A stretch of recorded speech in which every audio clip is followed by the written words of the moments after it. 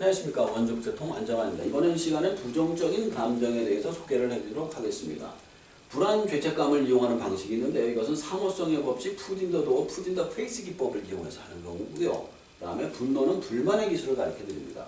그리고 슬픔은 동정심의 기술을 가르쳐드립니다. 간단히 나도 잘 모르실 텐데 좀 있으면 다 설명을 해드리도록 하겠습니다. 자, 상호성의 법칙이란 무엇일까요? 상대를 빚진 상태로 만들어 부탁을 하는 방식입니다. 상대에게 평소에 믿을 만큼 인심을 얻은 다음 필요한 때 부탁을 하는 형식인데요. 항상 부탁의 크기가 클 경우 갈등하게 됩니다. 뭐 흥계가 깨지는 사기라든가 전문 빚쟁이가 사기를 치는 경우 이런 경우를 많이 쓰게 되죠. 자, put in the face 같은 경우에는 put in the face 문을 닫으려고 할 때 얼굴을 밀어넣어서 문을 닫지 못하게 하는 상대방의 죄책감을 이용하는 것이죠. 설명을 하자면 처음부터 큰 부탁을 해서 나중에 작은 부탁을 들을 수 있도록 유도하는 방식입니다. 자, 사례는 돈을 처음에 100만 원을 빌릴 생각이었어요. 근데 100만 원을 처음부터 빌려달라고 얘기를 하는 게 아니라 야, 300만 있으면 좀 빌려줘라. 얘기를 하는 거. 그럼 거절을 당하잖아요. 야, 그러면 100만 원에서 빌려주면 안 되겠니? 이런 식으로 하는 것이 바로 put in the face 기법인 것이죠. 자, put in the door 기법에 대해서는 put in the door는 문을 닫으려고 할 때 일단 발을 넣어서 문을 못 닫게 하는 다음 설명하는 겁니다. 자, 설명을 하자면 일단 처음에는 시작을 한 다음 조금씩 늘려나가는 방식인데요. 사례는 처음에는 도박을 시작한 사람들이 본전 생각을 계속하게 되는 경우가 바로 put in the door하고 같습니다. 처음에는 100만 원인데 이게 본전 생각을 더 넣다 보니까 계속 엄청나게 돈이 커지는 그런 경우고요. 또 그런 경우도 있어요. 아까 얘기한 것처럼 뭐 아까는 300에서 100으로 줄였지만 야, 10만 원만 빌려줘봐. 10만 원만 더 빌려줘봐. 이런 식으로 쭉 가다가 어느 순간에 야, 90만 원이 된 거예요. 야, 10만 원 마저 빌려가지고 100만 원 채워줄게. 이런 식으로 얘기를 하는 것이 바로 put in the door 기법이 되겠습니다. 자, 불평의 기술에 대해서 한번 알아보도록 합시다. 자, 왜 불평의 기술이 필요한지 먼저 알아보고요. 그 다음에 무엇을 불평해야 되는지 알아보도록 합시다. 마지막으로 어떻게 불평해야 되는지 알려드리도록 하겠습니다. 그리고 화가 나는 이유와 화를 찾는 3단계는 이거 사실 부록 같은 건데요. 여기서 화를 내지 말아야 되기 때문에 요거를 갖다가 별도로 설명드리도록 하겠습니다. 자, 그럼 왜 불평의 기술이 필요할까요? 갈등 없는 인간관계는 존재하지 않기 때문입니다. 모든 인간은 욕망합니다. 잘 먹고 잘 살고 뭔가를 갖고 싶습니다. 그런데 인간의 어떤 그 욕망은 부딪힐 수밖에 없죠. 따라서 갈등 없는 인간관계는 존재하지 않는데 이때 불평할 줄 알아야 됩니다. 내가 잘못된 거, 내가 불만인 거를 얘기할 수 있어야 되는 것이죠. 참기만 하면 더 큰 화를 불러들이기 때문에 대부분의 사람들이 참다 터지는 경우 크게 터집니다. 처음부터 화를 내고 아닌 건 아니다라고 얘기한 사람은 그렇게까지 크게 터지질 않죠. 그리고 화만 내면, 그렇다고 해서 화만 내면 관계만 불편해지고 원하는 것을 얻기가 힘들기 때문에 제대로 된 불평을 해야 합니다. 그래서 무엇을 불평해야 할까요? 당연한 권리의 침해를 당했을 때 혹은 예상이 될 때 불평을 해야 됩니다. 또 한 가지, 물건이나 몸에 침해를 당했거나 침해가 예상될 때, 마지막으로 노력이나 성과가 무시당할 때도 불평을 해야 된다고 저는 생각합니다. 자, 그리고 어떻게 불평을 해야 될까요? 이게 제일 중요하죠. 순간적인 화를 참아야만 합니다. 만이라고 들어가 있죠.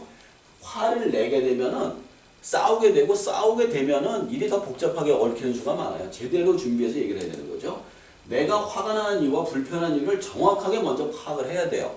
그리고 마지막으로 책임질 수 있는 상대에게 이유를 설명하고 정확한 방법으로 시정을 요구해야 되는 겁니다. 그리고 시정을 요구한 다음에는 시정이 제대로 됐는지 다시 한번 확인을 해야 되겠죠. 일단 뭐 아까 화를 참아야 되는데 화를 참는 3단계 한번 보도록 하죠. 첫 번째, 일단 순간적인 화가 나는 자리를 피해야 됩니다. 천하 없는 사람도 화가 나는 자리에서는 이게 날 수밖에 없어요. 왜냐하면 인간의 감정이라는 게 마음대로 컨트롤이 잘 안 되거든요.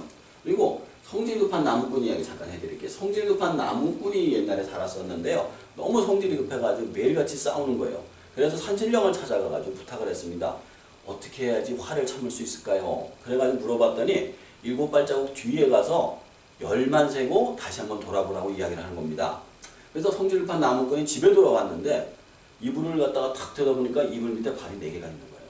그래서 이 마누라가 나 모르게 바람을 피우는구나 열받아가지고 도끼로 내려치려는 순간 산신령의 이야기가 생각이 났습니다. 그래서 7발자국 뒤로 가서 다시 한번 열을 세고 쳐다보니까 신발이 장모님 신발이 있는 거예요.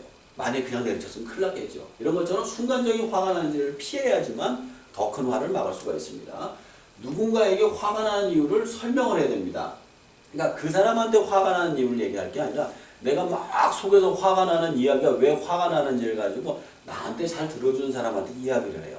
그럼 그 사람은 조금 더 객관적인 과정에서 나한테 들어줘주면서 그러니까 감정적인 환경도 다른 이야기도 해줄 수가 있는 거죠. 다른 사람이 왜 그랬다라고 말이죠. 그리고 나를 위해 화나게 한 상대를 용서한다. 그리고 그에게 자신의 불편한 점을 반드시 이야기해야 됩니다. 아, 얘기하면 또 싸우겠지, 화가 나지. 이러는 게 아니라 그 사람한테 나가 이래서 불편했다, 이래서 화가 났다를 이야기를 하고 그 이야기를 통해 가지고 그 사람을 용서할 수 있어야만 합니다.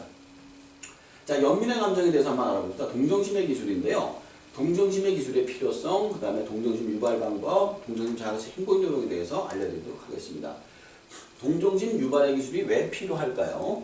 자, 세상은 무슨 일이 일어날지 모르겠어요. 제가 지금 잘 장사를 하고 어떻게 잘 먹고 살고 있지만 어느 날 갑자기 망할 수도 있는 거예요. 그런 생각을 했을 때 그런 생각을 항상 갖고 있어야 되고 내가 그랬을 때 다른 사람의 부탁이나 동정을 받는 걸 두려워해서는 안 된다는 겁니다. 사람은 불쌍한 사람을 도우려는 본능 및 사회적 교육을 받고 있고요. 사실상 복지라는 게 그렇잖아요. 못 사는 사람들을 갖다 세금을 통해서 먹여 살리는 게 복지잖아요. 사회적인 시스템이 되어 있는 겁니다. 사회적 위치가 낮은 사람이 어려운 사람의 마지막 생존수단이 또한 이런 어떤 동정심이에요. 거지들 같은 경우에는 돈을 받아가지고 다른 사람들한테 그걸로 생계를 유지하는 자기가 일을 할 수 있는 능력이라든가 어떤 것이 없기 때문에 말이죠. 자, 동정심 유발하는 방법에 대해서 한번 알아보도록 합시다. 이게 중요해요. 원래는 당신들처럼 살았지만 현재는 어려운 상황이다 라고 얘기합니다. 원래부터 어려웠던 사람이다 라고 얘기하면 이 사람들이 너는 원래 그랬으니까 이렇게 살아 라고 생각할 수가 있어요. 그래서 충격적인 스토리나 비주얼 상황 등을 보여주는 것이 중요합니다. 그리고 어려움을 벗어나기 위해서 노력을 하지만 도움 없이 벗어날 수 없는 상황을 설명합니다. 아, 내가 사업을 잘했는데 어느 날 갑자기 불행이 찾아와서 망하게 됐습니다. 근데 다시 한 번만 도움을 주신다면 제가 원래대로 살아갈 수 있습니다 라고 얘기를 하는 것이죠. 그리고 도움을 주면 반드시 벗어날 수 있다는 근거를 제시해 주는 것이 좋습니다. 그냥 계속 도움만 주셔야 됩니다 라고 얘기하는 것은 그 사람들로부터 지치게 되기 때문에 반드시 얘기를 해야 된다는 것이고요. 자, 동정심 유발 시 대화법, 동정심을 유발하는 대화법입니다. 상대방의 사회적 위치와 능력을 높게 평가해 줘야 돼요. 아, 그렇게 훌륭하신 분이 그런 위치에 있는 분들이 저를 도와주셔야 됩니다 라고 말이죠. 그리고 도움을 주었을 때 감사의 표시를 받은 다음에 하는 것이 도와주셨으면 저희가 굉장히 감사하겠습니다 라고 미리 표시하는 거죠. 가정법이죠. 도와주셨으면 감사하겠습니다. 그리고 도움을 주지 않더라도 다른 사람에게도 알려달라고 부탁을 합니다.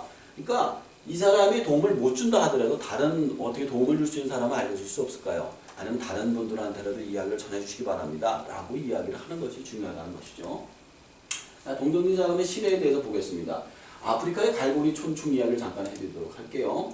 연간이라는 영화가 있었죠. 사람이 몸에 들어와가지고 물로 막 뛰어들어가지고 죽게 만드는 그런 연간이라는 영화가 있었는데요. 이 갈고리 촌충이라는 게 비슷해요. 그 물속에 오염된 물속에 있어가지고 사람 몸이나 동물 몸 속에 들어갑니다. 들어가가지고는 이게 나중에 알을 퍼질 때가 되면 발이 막 뜨겁다고 그래요. 그래서 신기하게도 물속에 들어가면 발이 안 아프다고 그래요. 그때 갈고리 촌충이 물속에 수천 개의 알을 낳는다고 합니다. 근데 실제로 존재하는 건데 이거를 어떻게 빼냐면요. 이 갈고리 촌충은 약을 먹어서 나오지 않는다고 합니다. 몸 밖으로 나오려고 그러면은 물을 조금씩 발바닥에 부으면은 이렇게 몸 밖으로 터져 나갔을 때 그 몇 메다가 되는 그 갈고리 촌충을 갖다가 이렇게 조금씩 돌돌 말아서 끊어야 되는데 돌돌 말다 끊었을 때 그 안에 알이 터지게 되면 사람이 실명을 하거나 죽는다고 해요. 굉장히 끔찍하죠. 근데 깨끗한 물이 없어 기생충에 감염이 되기 때문에 그 깨끗한 물만 지원해주면 살 수 있다는 이야기를 해주는 프로그램이 있었습니다. 그리고 거지가 사람들에게 구걸을 하는 방법은 깨끗한 옷을 입고 그 다음에 뻘쭉히 서가지고 하지 않죠. 거지 같은 옷을 입고 슬픈 노래를 틀고 돈을 주세요 이렇게 힘든 모습을 보여주죠. 음악, 의상, 장소, 메시지를 활용해가지고 사람들을 갖다가 설득을 하는 겁니다. 1,000원만 돈을 빌린 사기꾼의 이야기인데요. 아, 1,000원만 빌려주면 집에 갈 수 있습니다. 그래가지고 빌리는 사람들 있잖아요. 근데 이게 재밌게도 이런 사람들이 많더라고요. 많아가지고 조금씩 빌려가지고 돈을 만들어가지고 또 이제 생활을 하고 그런 경우도 있었습니다. 자, 택시비에 보태게 부탁하는 이야기도 있었고요. 자, 그러면 감정의 설득의 기술을 총 정리해 보도록 하겠습니다.